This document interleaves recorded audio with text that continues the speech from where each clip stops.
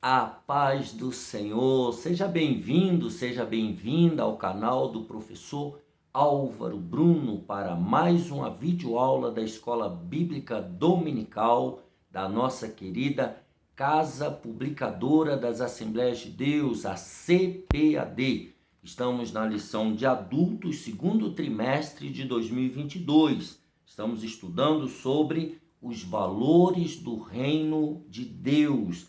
Hoje é dia do pastor, parabéns a todos além de professores, pastores. Deus abençoe esses homens de Deus à frente das igrejas, à frente dos trabalhos. Que Deus faça você prosperar. 12 de junho de 2022 é considerado o dia do pastor. Quero te pedir ainda uma gentileza, antes de começarmos, deixa aqui embaixo o seu gostei, se inscreva no canal, compartilhe essa videoaula com o maior número de pessoas para que elas também sejam abençoadas por Deus. E, por favor, deixe aqui embaixo o seu glória a Deus, deixe um comentário, dê um retorno para esse projeto, como você está se sentindo com essas aulas dominical. Vamos lá, lição número 11, 12 de junho de 2022. Sendo cautelosos nas opiniões. Texto áureo. Sede, pois, misericordiosos, como também vosso Pai é misericordioso. Lucas capítulo 6, 36. A verdade prática diz: quando julgamos as pessoas, nos colocamos em uma posição que não compete a nós, seres imperfeitos e falhos. Então estamos todos no mesmo nível, não devemos julgar as pessoas. Mateus capítulo 7, do versículo 1 ao 6, lemos o seguinte: não julgueis para que não sejais julgados, porque com o juízo com que julgardes, sereis julgados, e com a medida com que tiverdes medido, vos hão de medir a vós. E por que reparas tu no argueiro que está no olho do teu irmão, e não vês a trave que está no teu olho? Ou como dirás a teu irmão: deixa-me tirar o argueiro do teu olho, estando uma trave no teu? Hipócrita, tira primeiro a trave do teu olho, e então cuidarás em tirar o argueiro do olho do teu irmão. Não deis aos cães as coisas santas, nem deiteis aos porcos as vossas pérolas, para que não as pisem e, voltando-se, vos despedacem. Os objetivos dessa lição, primeiro, é compreender que não devemos julgar precipitadamente o outro. Segundo, conscientizar de que devemos primeiramente olhar para nós mesmos. E terceiro, afirmar que não somos julgados pela severidade de Deus. Então, aqui a palavra-chave dessa lição é cautela, cuidado, cautela. Vejamos na introdução. Veremos que no Sermão do Monte, Jesus ensinou a respeito do julgamento do próximo. O mestre foi bem enfático ao declarar: não julgueis e não sereis julgados. Somente o Senhor, somente Deus, o Pai, o Filho e o Espírito Santo, que é conhecedor de todas as coisas, tem autoridade para julgar as suas criaturas. Somente Deus tem poder para julgar. Deus é o justo juiz e toda avaliação pertence somente a Ele. Vamos ler essa primeira referência, 2 Timóteo.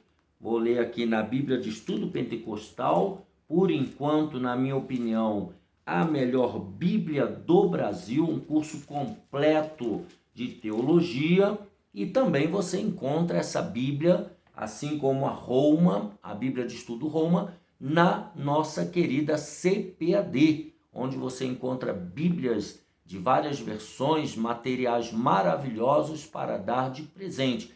Façam uma visita lá na Conselheiro Cotegipe, acredito eu que 210 CPAD. Vá lá comprar um presente para o seu pai, para sua mãe, ou para você mesmo, uma Bíblia de estudo, né? Vejamos então, 2 Timóteo 4:8 diz assim: desde agora a coroa da justiça me está guardada, a qual o Senhor, justo juiz, olha, só Deus é o justo juiz, me dará naquele dia, e não somente a mim, mas também a todos os que amarem a sua vinda. Então, o nosso Deus nos dará, como justo juiz, ele nos dará uma coroa, ele nos dará uma recompensa. Vamos adiante. Por isso, então, estou ainda na introdução, o crente cheio do Espírito Santo é misericordioso. Ele é misericordioso. Segundo, ele não julga os outros precipitadamente. E o crente cheio do Espírito Santo, ele procura viver como sal e luz do mundo. Então veja essas três características de um crente cheio do Espírito Santo. Ele não julga o seu próximo, né, precipitadamente.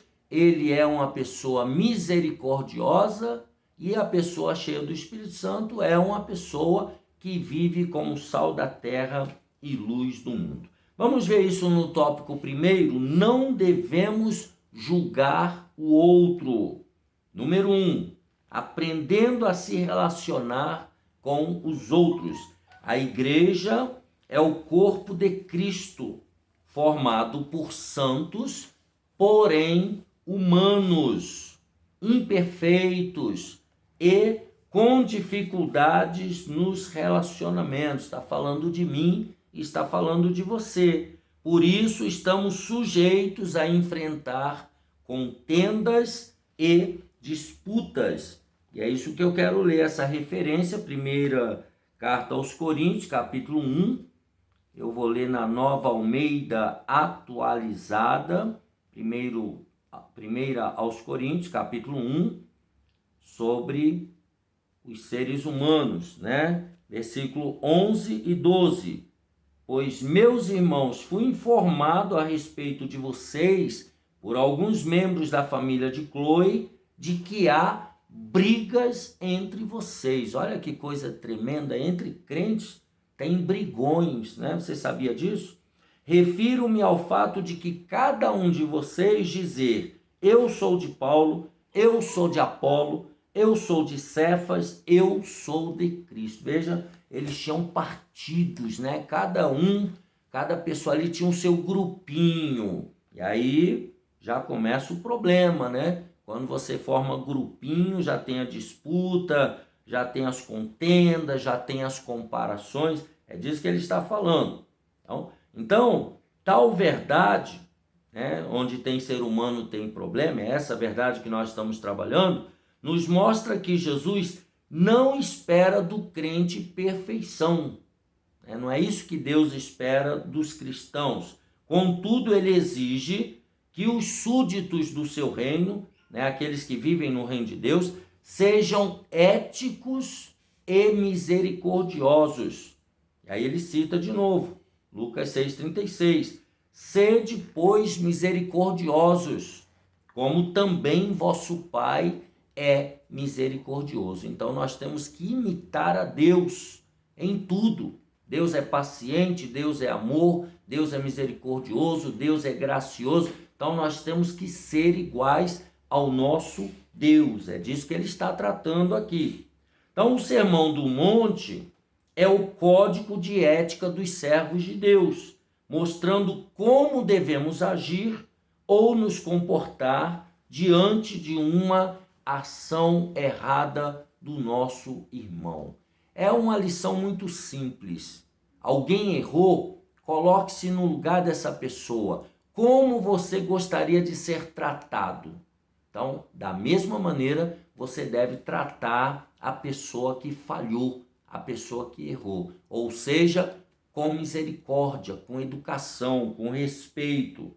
Por isso que nós temos que aprender a ética do reino de Deus, os valores do reino de Deus que nós estamos estudando até aqui, né, nessa lição 11. E aí você me diz, mas eu não assisti a lição 5, eu perdi a 9. Meu amigo, tem uma playlist aqui embaixo, vai lá, clica, assista todas as aulas, aprenda a ser um homem, uma mulher de valor no reino de Deus. Aprenda o código de como viver no reino de Deus. É sobre isso que nós estamos estudando. No subtópico 2, ele diz, ninguém deve ser julgado. Ele faz uma pergunta, que eu creio ser uma pergunta retórica. Ninguém deve ser julgado? Será que é isso? Vamos ver. Será que o crente não pode emitir nenhum tipo de julgamento, parecer ou opinião? É isso que ele está falando? Vamos ver. Se fosse assim, nosso Senhor contrariaria seu próprio ensino presente nesse texto, pois nos alertou que devemos atentar para algumas pessoas que procedem como cães e porcos. Na leitura bíblica 7:6 de Mateus, ele fala, não deis aos cães as coisas santas, nem deis aos porcos as vossas pérolas, para que não as pisem e, voltando-se, ainda vos despedacem. Então veja, como é que você vai avaliar quem presta e quem não presta, quem é cão e quem não é, quem é porco e quem não é, se você não formar um juízo de valor? Será que é sobre isso que Jesus está falando? Vamos adiante. Além de ele mesmo, Jesus, julgar o procedimento hipócrita de escribas e fariseus. Vou ler aqui na Bíblia de Estudo Roma, Mateus 5:20. A Roma você encontra principalmente lá na CPAD, na Casa Publicadora das Assembleias de Deus. A Bíblia Roma é a nova Bíblia de Estudo, a mais nova Bíblia de Estudo que está lançada aí no mercado pela nossa Casa Publicadora das Assembleias de Deus. Você que é estudioso, você que é professor de escola bíblica dominical, você que é aluno da escola dominical, você precisa ter uma Bíblia Roma na sua biblioteca. Afinal, você precisa comparar os textos, estudar. Então, dê um pulinho lá na CPAD. Olha aí o que Jesus falou em Mateus 5:20. Porque vos digo, se a vossa justiça não exceder a dos escribas e fariseus, de modo nenhum, entrareis no reino dos céus. Então, quer dizer, Jesus seria hipócrita, porque aqui ele está, num certo sentido, fazendo um juízo de valor. Mas no capítulo 2, versículo 5 e 6, vamos ver aqui, Mateus 5, 2 e 5, ele diz, e eles lhes disseram, em Belém da Judéia, vai nascer, porque assim está escrito pelo profeta. Mateus 5:16, ele fala, assim resplandeça a vossa luz diante dos homens, para que as vossas obras glorifiquem ao vosso Pai que está nos céus. Então as pessoas vão ver as suas obras, vão avaliar as suas obras e vão glorificar a Deus. Eles vão emitir um juízo de valor sobre aquilo que nós fazemos. Então, Jesus ele procedeu com os escribas e fariseus fazendo julgamento de valor, digamos assim. Até porque ele podia, E Paulo também fazia julgamento dos cristãos de Corinto e de outras igrejas. 1 aos Coríntios 5, olha o que Paulo, escrevendo no versículo 12, ele fala, 1 aos Coríntios 5 e 12. Estou me acostumando com a Bíblia Roma. Tenham paciência comigo, ainda não deu tempo de ler ela todinha não. 1 aos Coríntios 5:12, porque tenho eu em julgar também os que estão de fora? Não julgais vós os que estão dentro? Então ele está mostrando aqui a questão do julgamento, de você analisar o comportamento das pessoas. Vejamos também 1 Tessalonicenses 2, 1 Tessalonicenses, aos Tessalonicenses, capítulo 2, versículo 14 e 15, que diz assim: porque vós, irmãos, haveis sido feitos imitadores das igrejas de Deus, que na Judéia estão em Jesus Cristo, porquanto também padecestes vossos próprios concidadãos o mesmo que os judeus lhes fizeram a eles, os quais também mataram o Senhor Jesus e os seus próprios profetas, e nos têm perseguido, e não agradam a Deus, e são contrários a todos os homens. Então aqui Paulo ele está emitindo sim um juízo de valor, ele está fazendo uma análise, ele está emitindo a sua opinião. Então até aqui sem problema. Aí ele diz aqui: essas passagens bíblicas mostram que o julgamento envolvendo uma pessoa não pode ser desprezado. Porém, é preciso ter em mente que não somos Jesus, o qual tinha conhecimento pleno da natureza humana. João 2:24. Então, Jesus, no seu aspecto divino, ele sabia quem era o ser humano. João 2:24, na Nova Almeida Atualizada da Sociedade Bíblica do Brasil, Bíblia maravilhosa, né? Você pode adquirir também, na CPD, eu comprei lá, foi muito bom. João 2:24 diz assim, mas o próprio Jesus não confiava neles, porque conhecia a todos. Está falando aqui do seu aspecto divino e da sua observação como ser humano também. E não precisava que alguém lhe desse testemunho a respeito das pessoas, porque ele mesmo sabia o que era a natureza humana. Então Jesus sabia como era o homem, quem era o homem, então não precisava que ninguém falasse. Então ele analisava isso daí. Número 3, o julgamento defendido por Jesus. Se não é isso que nós falamos, ninguém deve ser julgado, né? Então agora vamos ver o julgamento que Jesus falou que era autorizado. Quando Jesus disse não julgueis, ele usou o verbo crinô. Se eu fosse você, eu fazia um biquinho para falar essa palavra, crinô, né? Parece francês, mas é grego, tá? Que no grego significa decidir, escolher, aprovar, estimar e preferir.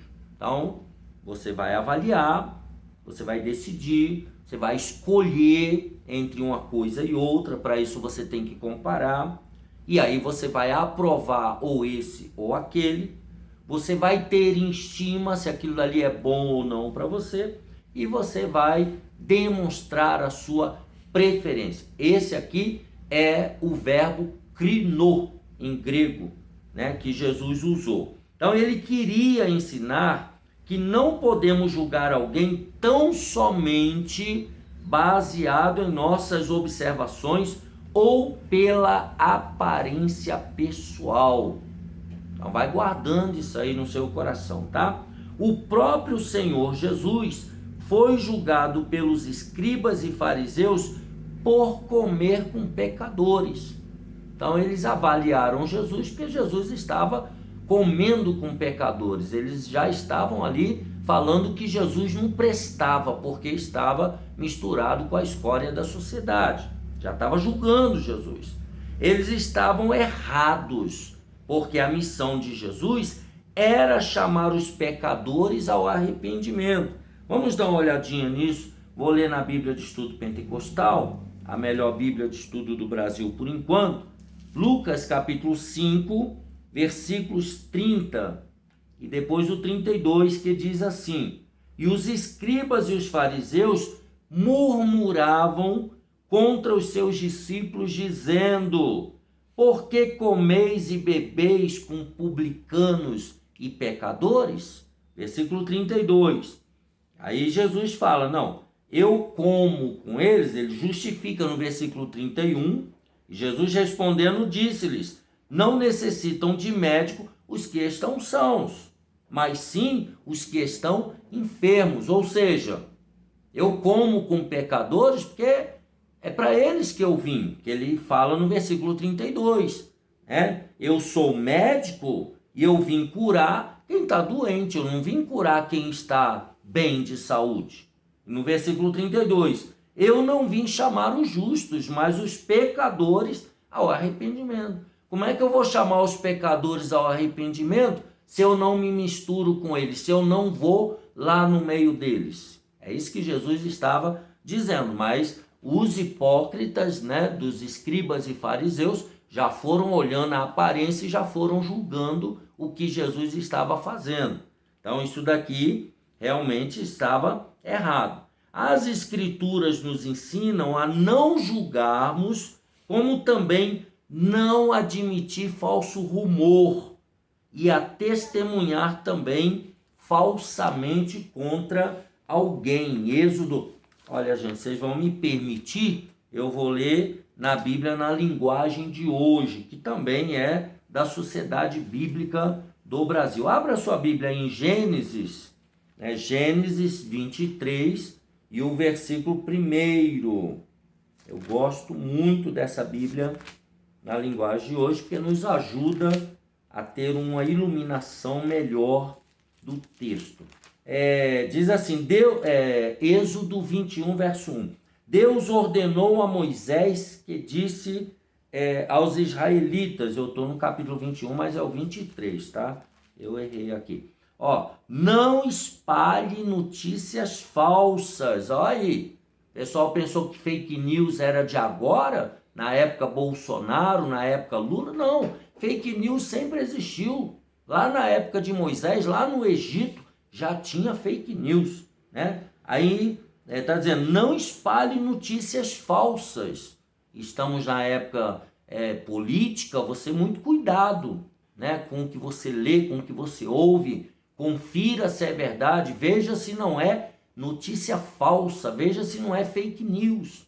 Faça uma avaliação, muito cuidado, tá? Então não espalhe notícias falsas e não minta no tribunal para ajudar alguém, ou seja, não seja falso, não seja uma falsa testemunha, falar aquilo que é mentira diante do juiz. Além de ser pecado, você ainda corre o risco de ser preso. Você sabia que você pode ser preso se você for uma falsa testemunha? Se depois for descoberto que você mentiu, não é só o réu que vai para a cadeia, você também. Você também vai pagar a indenização. Então, cuidado. As pessoas hoje em dia pensam que pode mentir, ser falso, falar falso testemunho, que não vai dar nada. Dá sim perdas e danos, dá cadeia, dá indenização braba. Ainda mais quem não tem dinheiro, cuidado, Se você não tem dinheiro, não fala mentira não, que você pode ir para a cadeia, Então, esse é o julgamento defendido por Jesus, ou seja, não ser uma falsa testemunha, e não espalhar notícias falsas, Você precisa avaliar as pessoas, mas isso leva tempo, você não pode avaliar pela aparência, Cuidado com esse dito, a primeira impressão é que fica, não é bem por aí. Dê tempo ao tempo, veja se de fato é aquilo ou não. Então essa avaliação, esse tipo, entre aspas, de julgamento, é o que Jesus defende. Eles avaliaram Jesus, eles já foram julgando Jesus porque estava lá no meio dos pecadores. Eles não procuraram saber o que Jesus estava fazendo, por que ele estava ali, não procuraram entender a missão de Jesus. Então, muito cuidado, tá? Com essa palavra. Nós já definimos aí o que é julgar, O grego é krino, aprenda a falar grego, por favor, tá, irmão? Vai fazer FAESP lá com a gente, né, a Faculdade Teológica, o núcleo lá de Parelheiros, com o pastor Fernando, conosco. Vai estudar teologia para você aprender a falar grego, hebraico, aramaico, né? Enfim. Então, no Sermão do Monte de Jesus, Jesus deixa claro que nós não devemos julgar o nosso próximo. Tópico número 2, devemos primeiramente olhar para nós mesmos. Olha o que o autor coloca. 1. Cuidado com o juízo exagerado sobre os outros. É isso que eu acabei de falar no final do subtópico 3 do tópico 1. Pessoas que emitem juízos impensados e infundados a respeito dos outros, tá? Podem estar tentando esconder seus próprios erros. Tá? Então a pessoa, né, já vai apontando o dedo, já vai... Né? Podemos ver que tal fato na vida de Davi, esse fato na vida de Davi, quando ele cometeu um adultério e um homicídio.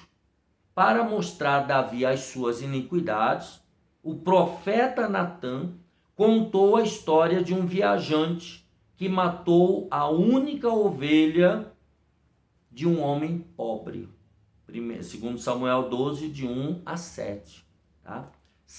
Aí vem a questão da parábola, e aí ele diz assim, sem analisar bem a história, e estando com a sua consciência cauterizada pelo pecado, Davi prontamente declarou a sua sentença. Digno de morte é o homem que fez isso. Está lá em 2 Samuel 12, 5.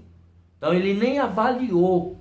Ele estava em pecado, ele matou Urias, cometeu adultério com a Betseba. Então ele já ouviu a parábola e já deu a sentença.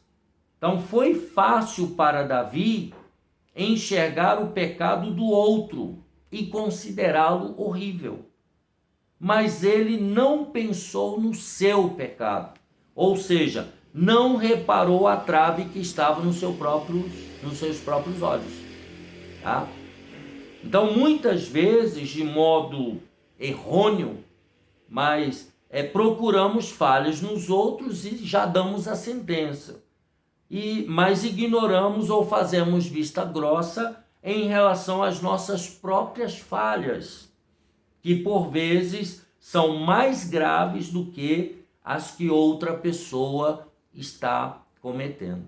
Então veja que nós somos muito facilmente induzidos a julgar na casa do outro. Já ouviu? Telhado do outro, né? Não jogue pedra no telhado do outro porque o seu é de vidro. É mais ou menos isso, tá? O filho do outro não presta, a filha do outro não presta, mas o seu é um santo. A sua filha é maravilhosa. Então, muito cuidado com isso. Davi, né, pagou um preço muito alto. Ele estava em adultério, estava com homicídio nas costas, e quando ouviu uma historinha, uma coisa que era até com um bichinho, uma ovelha, ele já achou, não, esse homem aí tem que morrer. E era ele. A analogia, né, era para aplicar ao caso dele, porque Natã era besta, né, e ele ia falar que Davi estava em pecado. Ele tinha que contar uma história, né, porque senão ele podia ser acusado de mentiroso e seria enforcado, né. Então ele contou a analogia e depois falou, esse homem é você, né. O profeta tem que ser inteligente. Número 2. A inconsistência dos que possuem espírito de crítica. Esse espírito de crítica aqui é um negócio horrível, né? Aqueles que possuem o espírito mórbido da crítica, aquela pessoa ácida, aquela pessoa que só vê defeito, aquela pessoa que a palavra crítica para ela é totalmente negativa, né? Aquela pessoa doente em criticar, em falar mal, é isso que ele está falando. É que possui o espírito mórbido da crítica, irão incorrer em graves consequências, que é o que Jesus ensina em Mateus 7:2, né? Quando ele diz, porque o juízo com que julgardes, sereis julgados, e com a medida com que tiverdes medido, vos hão de medir a vós. Então, ou seja, a pessoa não para pensar nisso daqui, né? Para os críticos que não conseguem ver as manchas corrosivas em suas vidas, na sua própria vida, Jesus disse o seguinte, João 8:7, aquele que dentre vós está sem pecado, seja o primeiro que atire a pedra contra ela. Estava falando aquela, João 8, daquela mulher que foi pega em ato de adultério, né? De tanto eles insistirem, vamos apedrejar, pode apedrejar, já falou. Então, quem não tem pecado, atira a primeira pedra.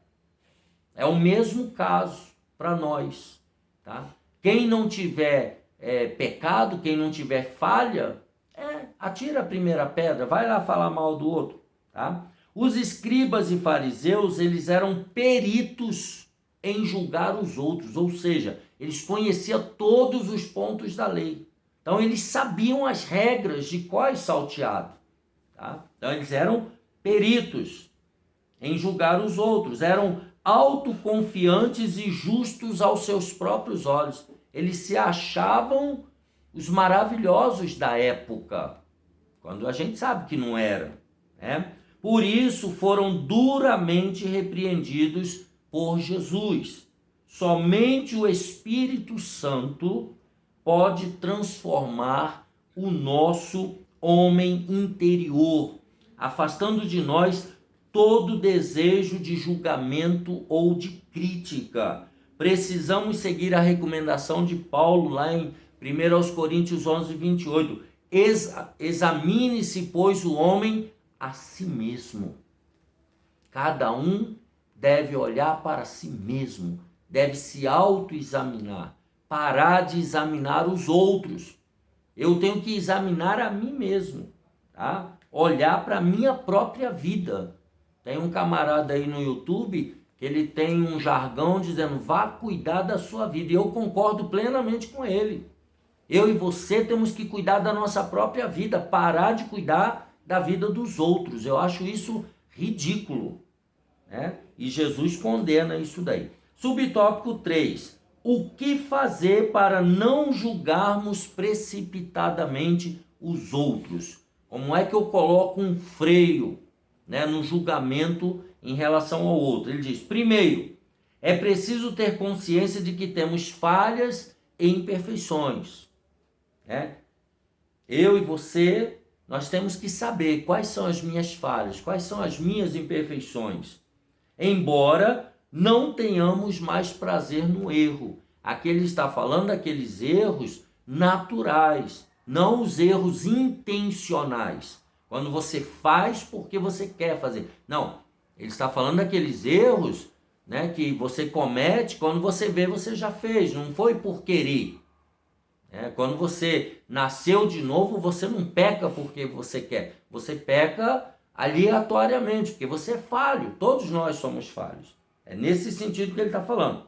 Então, primeiro, você precisa ter essa consciência. Segundo, precisamos nos relacionar com as pessoas com o mesmo amor que um dia Jesus Cristo teve por nós.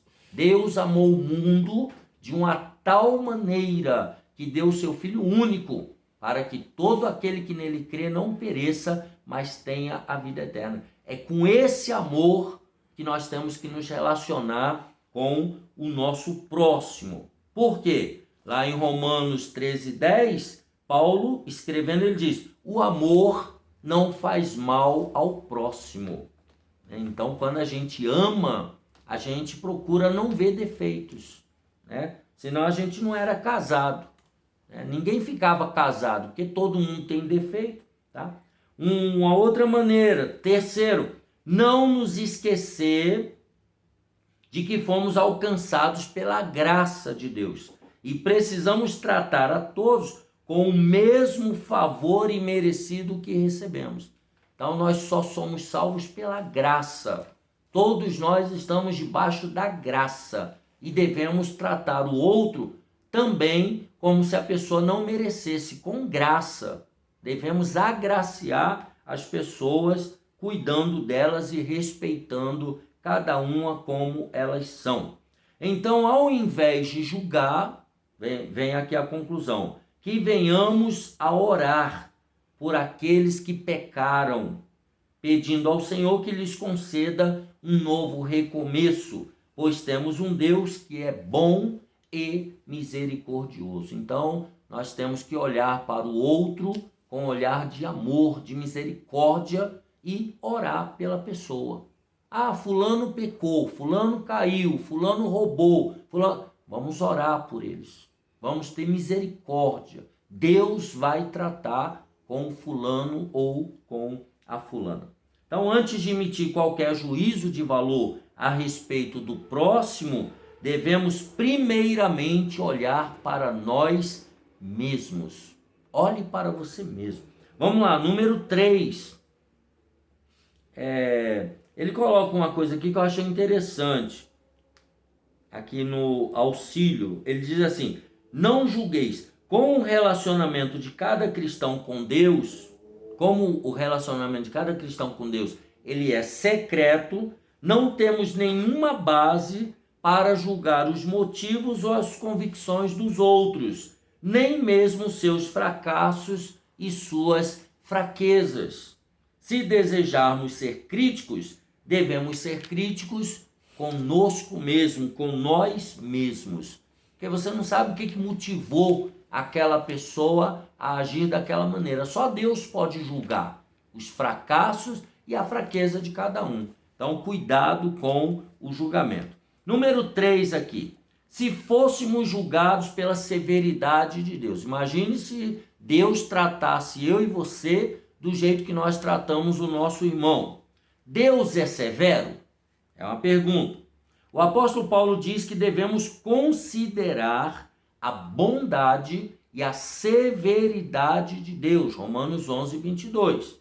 Deus, ele é bom, mas Deus, ele é justo também. A bondade de Deus é revelada por intermédio da salvação em Jesus Cristo. Então, ali está expressa a marca do amor de Deus. No que tange a sua severidade, ela é empregada com aqueles que pecam deliberadamente e não se arrependem dos seus pecados. Romanos 3, 23. Tá? Então, a severidade de Deus se manifesta com aqueles que pecam, continuam pecando, querem continuar pecando e não se arrependem dos seus atos. Aí se manifesta a justiça de Deus, a severidade de Deus. Para esses já não tem mais amor, nem graça, nem misericórdia. Agora é o juízo de Deus, é a severidade de Deus. E como é que Deus nos julga? É o subtópico 2. O Todo-Poderoso não é um ser que está lá no céu desejando agir brutalmente, que descarrega sua ira aleatoriamente. Não, não é isso que é o nosso Deus. É preciso compreender que no relacionamento com as suas criaturas, ele age com retidão e justiça. Vamos ver Isaías 45, 21. Vou ler aqui na Bíblia da Sociedade Bíblica, na linguagem de hoje, para facilitar e ganharmos tempo. Tá? Isaías 45, 21. Se você quiser uma Bíblia dessa, ó, muito bonita, né, você encontra lá na nossa CPAD, a nova tradução na linguagem de hoje. Gosto muito dessa Bíblia, acho muito interessante, guardando certos cuidados, né? E você acha lá na CPAD, tá? A nossa editora evangélica, né? Isaías 45, 21 diz assim: falem logo e apresentem as suas razões, consultem uns aos outros se quiserem. Quem foi que anunciou há muito tempo as coisas que iam acontecer? Não fui eu mesmo, o Senhor? Pois não há outro Deus além de mim. Eu sou o único Deus, o Deus fiel que salva o seu povo. Então está mostrando aqui a grandeza e a justiça do nosso Deus. E ele está dizendo: eu ajo com retidão e justiça. Então, o crente deve ser consciente de que Deus é justo e que Deus estabeleceu um governo moral no mundo e disponibilizou suas leis para serem praticadas. Então, esse mundo ele não é aleatório, esse mundo não está largado, esse mundo tem leis morais estipuladas pelo seu Criador, que é o Deus, Pai, Filho e Espírito Santo. Então, quando as leis divinas são observadas pelos seus filhos, Deus os recompensa. Mas quando elas são quebradas, então há consequências e há sanções, há sentenças para os desobedientes. O julgamento do Senhor não é feito pela aparência dos fatos, pois ele conhece o mais profundo do nosso coração e as intenções. Então, ele não julga pela aparência, ele julga pelo que ele vê lá no interior de cada ser humano, de cada homem e de cada mulher. Assim é que Deus faz o julgamento e nós não temos como fazer esse julgamento, né? Número 3, subtópico 3, estamos terminando. O exemplo da justiça de Deus na vida de Davi. Davi era um homem segundo o coração de Deus, porém, ao pecar contra o Senhor e pecar contra o seu próximo, ele experimentou a justiça de Deus.